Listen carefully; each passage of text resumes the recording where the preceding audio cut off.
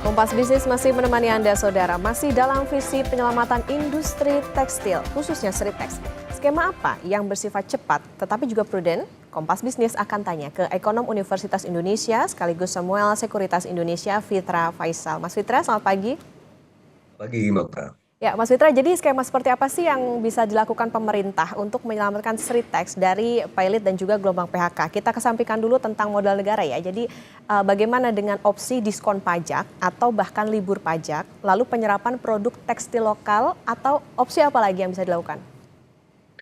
Ya, jadi kita pertama harus melihat bahwa industri tekstil itu memang dalam beberapa tahun terakhir memang tertekan, apalagi eh, pasca COVID ini membuat kemudian industri tekstil terutama itu sangat kesulitan. Nah, oleh karenanya kita juga harus melihat bahwa solusi-solusi nanti yang dihadirkan oleh pemerintah itu jangan sifatnya cuma bisa menambal di jangka pendek, tapi akan berulang lagi nanti di jangka panjang.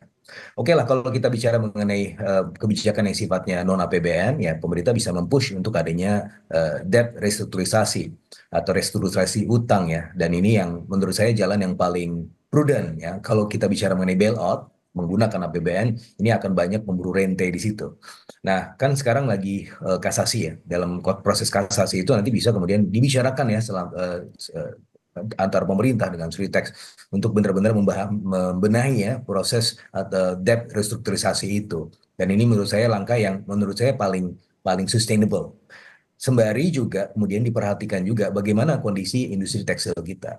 Nah, kalau kita melihat bahwa tahun ini dan beberapa tahun terakhir, Purchasing Manager Index in Manufacturing dari industri itu memang sudah sedemikian tertekan. Nah, salah satu yang membuat tekanan tersebut adalah dari sisi ongkos produksi. Dalam tahun ini saja, kalau kita melihat apa sih komponen ongkos produksi yang paling tinggi, salah satunya adalah berasal dari volatilitas nilai tukar. Nah, ini yang kemudian membuat kontraksi dari industri tidak hanya di industri tekstil gitu ya. Nah, oleh karenanya ya perlu kemudian dipahami juga bagaimana kemudian membuat efisiensi dari industri tekstil ke depan.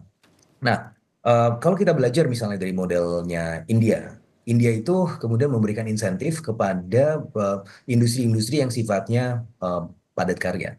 Nah, karena apa? Di tengah terjangan teknologi sekarang, kita kan bicara mengenai efisiensi. Nah, ketika bicara efisiensi akan sangat rasional untuk kemudian mengalihkan tenaga kerja menjadi yang sifatnya non tenaga kerja atau yang lebih capital intensif. Apalagi industri tekstil ini untuk bisa bersaing itulah yang harus dilakukan. Dan kalau kita bicara mengenai bagaimana penyelamatan industri ini berikutnya, ya ada sifatnya harus lebih kepada insentif fiskal yang tadi Mbak Okta sampaikan ya, baik itu yang sifatnya tax allowance atau dalam bentuk fiscal insentif yang lain. Tapi yang juga tidak kalah pentingnya, yang menjadi proses yang akan sangat berkesinambungan adalah membuka akses input produksi ya terhadap industri tekstil.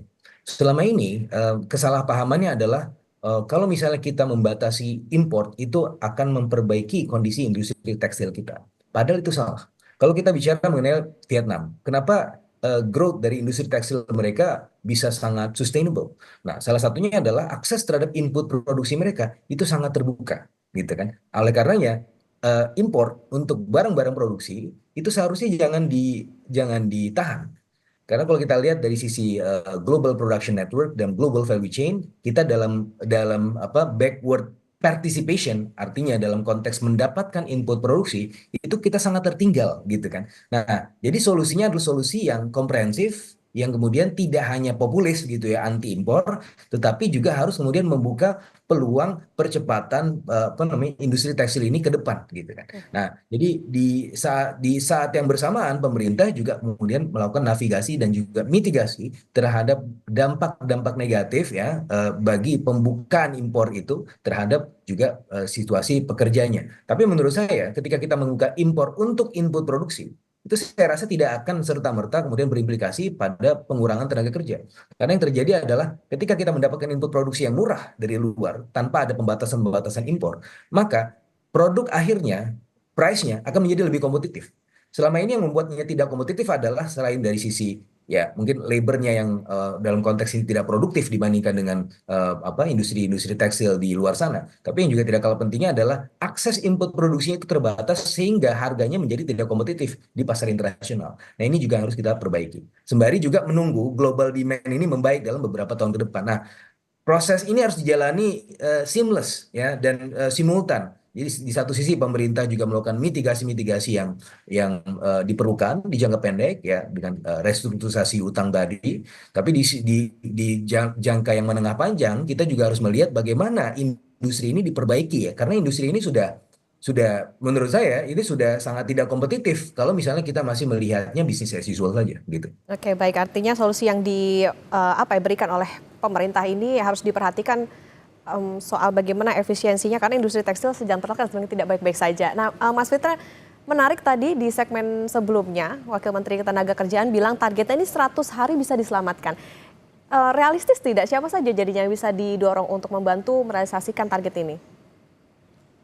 Kan kita bicara mengenai kan pilot itu bukan berarti bangkrut ya. Jadi kan dia masih bisa beroperasi ya. Bahkan sekarang ketika kasasi, proses kasasi artinya pilot itu ya belum belum benar-benar menjadi apa namanya brand dari Ya. si Sritex ini karena dia masih kemudian melakukan langkah-langkah hukum. Nah, selama itu 100 hari saya rasa ya bisa jadi em, cukup bisa jadi tidak gitu kan karena kita kan menunggu proses hukum selanjutnya. Tapi saya rasa dalam 100 hari untuk menunggu proses kasasi itu sangat sangat doable ya, tidak masalah. Tinggal nanti bagaimana setelah 100 hari ini proses penyelesaian utangnya seperti apa. Karena jika tidak ya, jika ini tidak dihandle dengan sangat baik, maka akan ada bank-bank yang terlibat utang yang besar terhadap Sritex ini akan jadi korbannya. Seperti misalnya yang dalam hal ini yang top yang paling besar kalau tidak salah itu BCA. Beca. BCA ini kan selama ini adalah top performer ya, big caps di saham di market.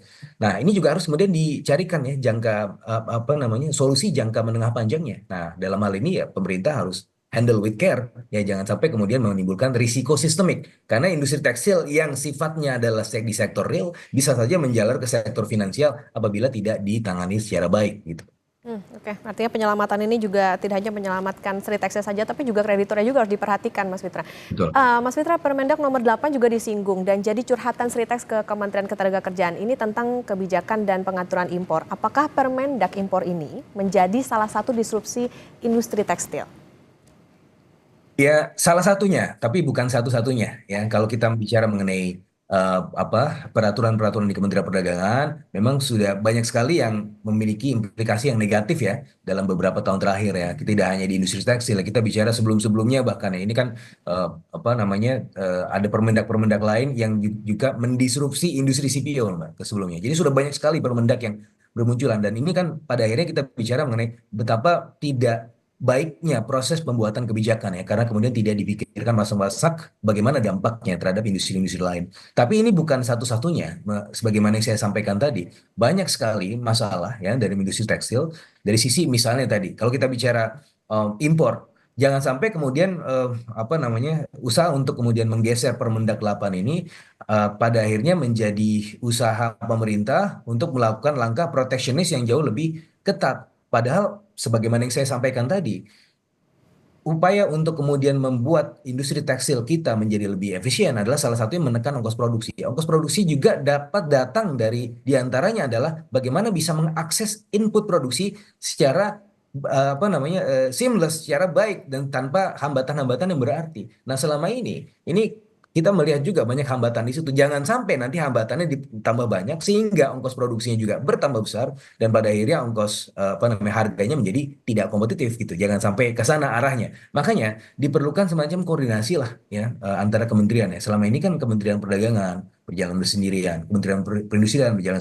sendirian juga. Ada juga yang di tempat lain Kementerian Pertanian juga berjalan sendirian. Ini semua harus dikoneksikan dengan baik ya. Apalagi sekarang juga Kementerian Keuangan ya juga sudah berada di bawah kendali langsung Pak Prabowo sehingga insentif-insentif fiskal terkait dengan kebutuhan industrial itu kemudian bisa kemudian dibuat secara cepat ya dan tepat sasaran. Oke, Mas Fitra tadi sempat menyinggung soal strukturisasi kredit atau utang. Apakah kalau tidak cepat diselamatkan ada potensi dampak sistemik? Lalu kemudian apakah pada akhirnya kredit sektor padat karya ini akan dihindari oleh perbankan? Singkat saja Mas Fitra.